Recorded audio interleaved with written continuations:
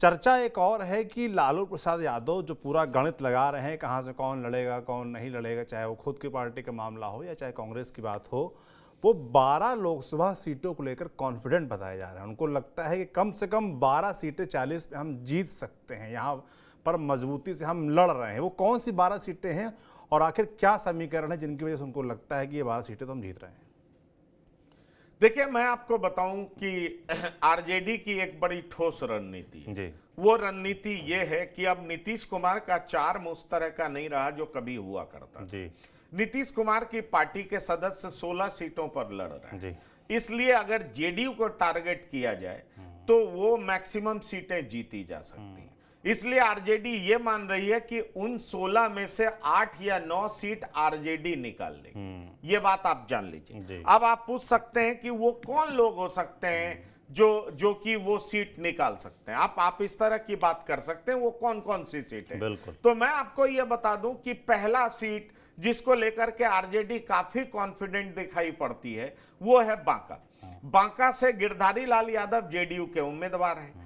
वो 2019 में जीते थे, कहा जा रहा है कि उनके खिलाफ एंटी इनकम्बेंसी है।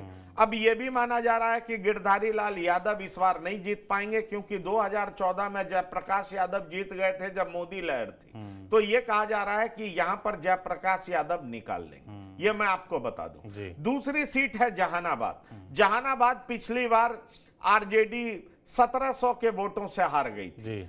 अब आरजेडी को यह लग रहा है कि इस बार यह सीट हमारी पक्की निकल जाएगी, तो जहानाबाद की बात मैंने कर दी। तीसरी सीट मैं आपको बताऊं जमुई, जो कि लोजपा रामविलास की सीट है। वहां पर चिराग पासवान के बहनोई अरुण भारती मैदान में उतरे हैं। आरजेडी की उम्मीदवार अर्चना रविदास हैं। अर्चना रविदास समाज से आती हैं, लेकिन उनके पति पवन यादव। तो अब आप समझ लीजिए यादव और रविदास का एक बड़ा जबरदस्त कॉम्बिनेशन बन रहा है। और साथ ही साथ वहां पर यह माना जा रहा है कि बेटी वर्सेस जीजाजी, क्योंकि अरुण भारती तो चिराग पासवान के बहनों ही हैं। ऐसे में घर की बेटी के तरफ खड़ा हुआ जाए कि जीजाजी के तरफ खड़ा हुआ जाए। दूसरा नेगेटिव फैक्टर वहां पर यह जा रहा है कि चिराग जमुई छोड़ रहे हैं और अपने पिता की विरासत को संभालने के लिए हाजीपुर पहुंच रहे हैं। ऐसे में जमुई में भी आरजेडी कॉन्फिडेंट होकर के चल रही है कि यह सीट हमारी निकलने जा रही। तो ये जान लीजिए 3 सीट ये हो गई। अब चौथा सीट आ जाइए खगड़िया। खगड़िया में राजेश वर्मा को एलजेपी रामविलास ने उतारा है। राजेश वर्मा के विरोध में संजय प्रसाद उम्मीदवार हैं। संजय प्रसाद कुशवाहा समाज से आते हैं। अब खगड़िया में यादव और मुस्लिम अच्छी संख्या में है, कुशवाहा की भी संख्या बहुत अच्छी है। इस बार लेफ्ट और आरजेडी का गठबंधन भी है, कम्युनिस्ट भी वहां पर ठीक ठाक संख्या में है। तो कुल मिलाकर के जातिगत इक्वेशन और जो अलायंस बन रहा है, और राजेश वर्मा खगड़िया के नहीं है, इसलिए यह कहा जा रहा है कि राजेश वर्मा वीक कैंडिडेट है। चिराग पासवान ने कैंडिडेचर पर, खगड़िया के कैंडिडेचर पर कॉम्प्रोमाइज कर लिया, क्योंकि पहले महबूब अली कैसर होते थे, चौधरी महबूब अली कैसर, जो खानदानी परिवार से आते थे।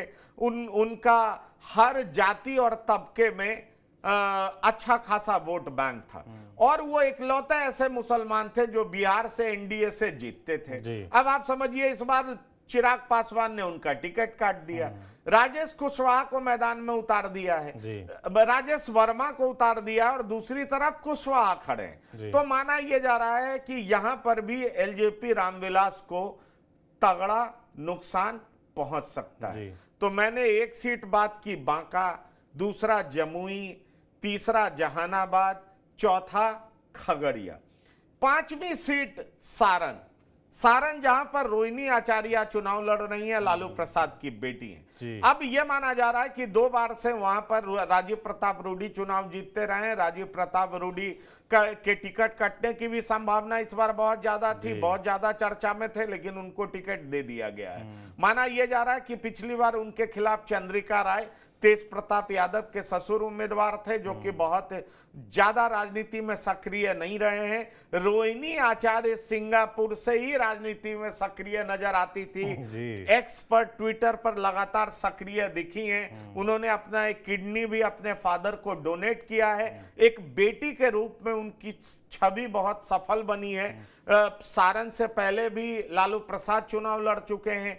ऐसे में कहा जा रहा है कि इस बार रोहिणी आचार्य वहां से चुनाव जीत सकती हैं। जी। अब आ जाइए मुजफ्फरपुर, 5 सीट हो गया।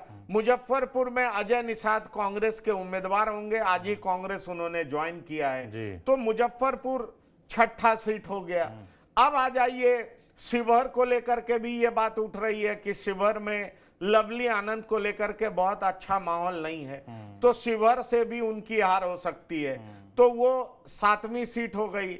अब आ जाइए सीतामढ़ी को लेकर के कहा जा रहा है कि वहां पर एक अपर कास्ट का उम्मीदवार उतारा गया है, देवेश चंद ठाकुर, वहां वैश्य को टिकट दिया जा सकता है, तो 8वीं सीट वो हो गई। अब किशनगंज पक्की मानी जाती है क्योंकि वहां पर 60% से ज्यादा उम्मीदवार हैं, तो वो 9वीं सीट हो गई। कटिहार में जेडीयू से 60% ज्यादा उम्मीदवार, 60% से ज्यादा मुस्लिम वोटर्स हैं। जी। कटिहार को लेकर के भी माना जा रहा है कि पिछली बार जीत गए थे दुलाल चंद गोस्वामी, लेकिन इस बार ऐसा नहीं हो पाएगा और इस बार मुसलमान एकमुश्त होकर के वोट करेंगे। ओवैसी फैक्टर काम नहीं करेगा। आरजेडी मान रही है कि महागठबंधन के हवाले ये सीट जा रही है, तो 10 सीट हो गया। अब अररिया पे में प्रदीप सिंह जीते हैं। प्रदीप सिंह के जीतने की वजह माना जाता है कि वो सीमांचल का इलाका है, यादव जो है हिंदू मुस्लिम पोलराइजेशन में आ जाते हैं, यादवों ने जम करके प्रदीप सिंह के पक्ष में वोट किया था, इसलिए वो सीट भी महागठबंधन को जा सकता है। तो वो 11वीं ऐसी सीट है जिसको लेकर के चर्चा बहुत तेज है। और 12वीं सीट की बात करूं तो बक्सर और वाल्मीकि नगर की भी चर्चा होती है कि इन 2 सीटों पर भी आरजेडी भारी पड़ सकता है। अब देखना दिलचस्प होगा कि क्या आरजेडी या महागठबंधन के उम्मीदवार इन 12 सीट पर वाकई जीत पाते हैं, क्योंकि आरजेडी कॉन्फिडेंट है कि इस बार दर्जन भर की सीटों पर महागठबंधन एनडीए को हरा देगी।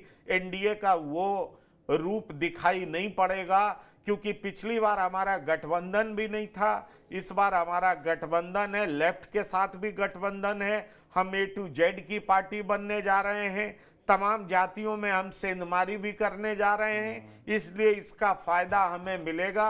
और एनडीए के खिलाफ एंटी इनकम्बेंसी भी है, नीतीश कुमार का वो चार्म भी नहीं है, इसलिए जेडीयू अपनी बहुत सारी सीटें 50 to 60% सीटें जेडीयू हारेगी और इस तरीके से एनडीए 12 दर्जन भर सीटें एनडीए बिहार में हारने जा रही है, ऐसा आरजेडी के भीतर सोच है। बिल्कुल, आरजेडी को ऐसा लगता है। 12 सीटें पूरी गिनाई बाकायदा पंकज जी ने, तो मैं उम्मीद करूंगा हमारे दर्शकों से कि आप कमेंट बॉक्स में जरूर लिख के बताएं कि इन 12 सीटों के बारे में आपका क्या ख्याल है और आप क्या सोचते हैं कि कौन सी सीटें वाकई आरजेडी जीत सकती है, जनता का क्या मूड है वो भी हमें ज़रूर बताइए। बाकी हम जब फील्ड पर आएंगे तो आपका मूड जानेंगे ही।